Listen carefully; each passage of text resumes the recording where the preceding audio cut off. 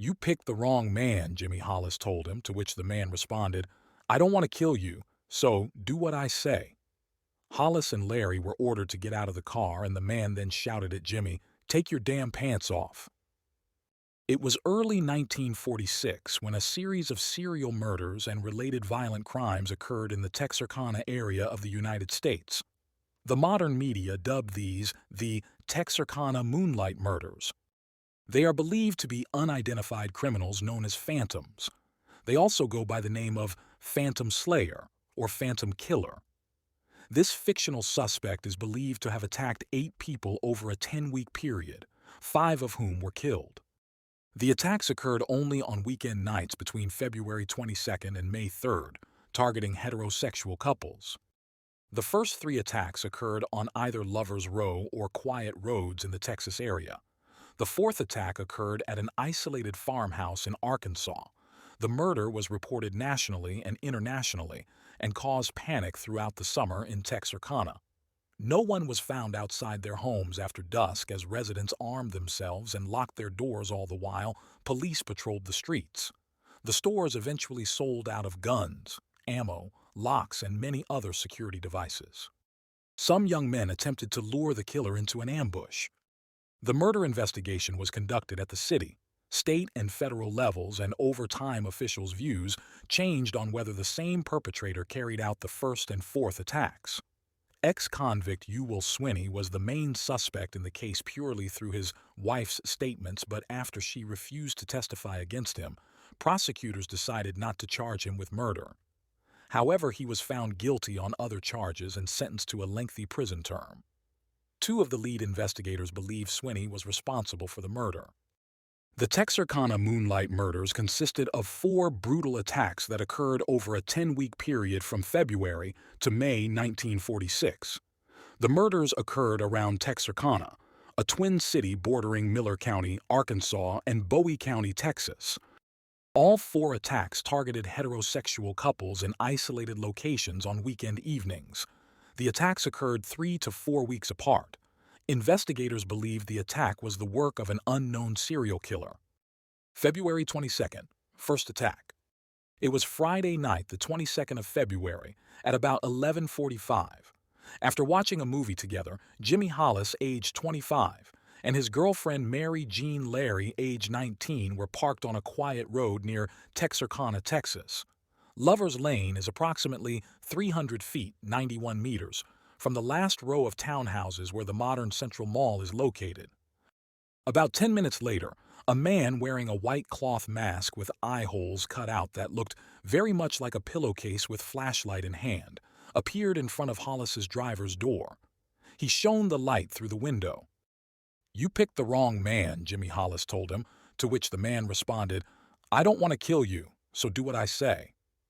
Hollis and Larry were ordered to get out of the car, and the man then shouted at Jimmy, "Take your damn pants off." After Jimmy Hollis complied, the man struck him twice in the head with a firearm. Larry later told investigators she thought Jimmy was shot because the noise was so loud. Jimmy suffered a fractured skull from the blow to the head. Mary Jean believed the attacker wanted to rob her, so she pulled Jimmy's wallet from the console and showed it to the attacker to prove they didn't have any money. The attacker hit Mary with a blunt object and told her to get up and run. At first, she tried to run towards a ditch, but her attacker told her to run up the road. Mary Larry said she found an old car parked on the side of the road, but it was empty. When the attacker caught up with her, he asked, "Why are you running?" "You told me to," she replied, completely out of breath. "You are a liar," he hissed and knocked her to the ground. He then proceeded to indecently assault her with the barrel of the gun.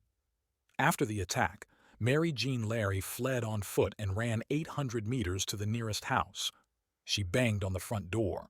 Lights turned on and the front door opened. Mary screamed hysterically. She briefly explained what happened and asked the woman to call the police. Still lying on the ground, Hollis regained consciousness. He staggered to his feet and unsteadily made his way to the road.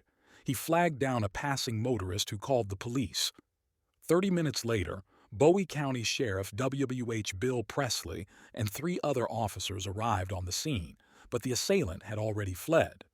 Larry was admitted to hospital during the night with minor head injuries. Hollis was hospitalized for a few days receiving treatment for multiple skull fractures. Jimmy Hollis and Mary Larry gave slightly different accounts of the attacker. Larry said she saw underneath the mask that he was a light-skinned African-American man. Hollis, on the other hand, claimed the assailant was a tanned white man in his 30s, but admitted he was blinded by the flashlight and couldn't make out his features. Both of them agreed that the attacker was approximately 1.8 meters tall. Larry was drilled by police over and over regarding her version of the account, and they believed she and Hollis knew the attacker's identity and were protecting him. March 24th, first double murder. Richard L. Griffin, aged 29, and his girlfriend Polly Ann Moore, aged 17, were dating for only 6 weeks when a passing motorist found them dead on that fateful Sunday morning, March 24th. A motorist saw the vehicle parked on Lover's Lane, about 100 yards, 91 meters, south of West Highway 67 in Bowie County. Richard Griffin was found kneeling between the seats in front of him, his head down on his crossed arms. Both pockets were turned inside out. Moore was found lying face down in the back seat. From evidence, it seemed she was posed there after she was murdered on a blanket outside Richard's car. Griffin was shot twice inside the car. Both Polly and Richard had been shot once in the back of the head, and both were fully clothed. Police found a blood-soaked section of the ground near the car and believed they had been killed there and taken back inside the car. Dried blood was found on the running board and flowed to the bottom of the car door. A .32 caliber spent bullet was also found. This was believed to have been discarded from the gun that was wrapped in a blanket. There are currently no extant reports showing that a pathologist had examined either Griffin or Moore. At the time, there were local rumors that Moore had been indecently assaulted, but various reports have refuted this claim. April 14th, second double murder. On Sunday, the 14th of April, at about 1:30 a.m., 17-year-old Paul Martin left to pick up 15-year-old Betty Jo Booker from a musical performance held at the VFW Club at West 4th and Oak Streets in Texarkana. Martin's body was found lying on his left side on the northern edge of North Park Road at approximately 6:30 that morning. On closer inspection, blood was found near a fence on the opposite side of the road. He was shot 4 times. Once in his nose, his ribs, his right hand, and the final shot was in the back of his neck. A search party was formed, and Betty Jo's body was found nearly 2 miles, 3.2 kilometers, from Martin's body. She was lying on her back with her body behind a tree, fully clothed. The killer had positioned her body with her right hand resting in her buttoned coat pocket. She had been shot twice, a bullet to the face and one to the chest. The interesting thing was that the weapon was identical to that used in the first double murder, a Colt .32 caliber automatic pistol. Approximately 3 miles, 4.8 kilometers, from Booker's body and 1.55 miles, 2.49 kilometers, from Martin's body, his car was found. The car was parked near Spring Lake Park with the keys still in the ignition. It is unclear who of the two were shot first. May 3rd, fifth murder. Around 9 p.m. on Friday, May 3rd, Virgil Starks, aged 37, and his wife Kathy, aged 36, were relaxing on their 500-acre farm off the east side of Highway 67. Virgil was sitting in a chair reading his newspaper as he always does, when someone snuck up to a closed double window and shot him twice in the back of the head. His wife Katie heard the commotion and the sound of breaking glass. She walked out of the room into the living room where she saw Virgil standing up and then falling back into his chair. When Katie realized Virgil was dead, she ran to the phone to call the police. The phone gave 2 rings before she was shot twice in the face from the same window. She falls, then gets up and tries to get her gun from another room, but there was so much blood dripping in her eyes it blinds her. Katie heard the killer in the backyard of her house, so she ran barefoot out the front door. Crossing the street, she ran to her sister's house. When no one answered the door, Katie ran to her neighbor's house. The only words she managed to whisper before she collapsed was, "Virgil is dead." The neighbor, Prater, fired his rifle into the air to call another neighbor, Elmer Taylor, to bring his car so they can take Katie to hospital.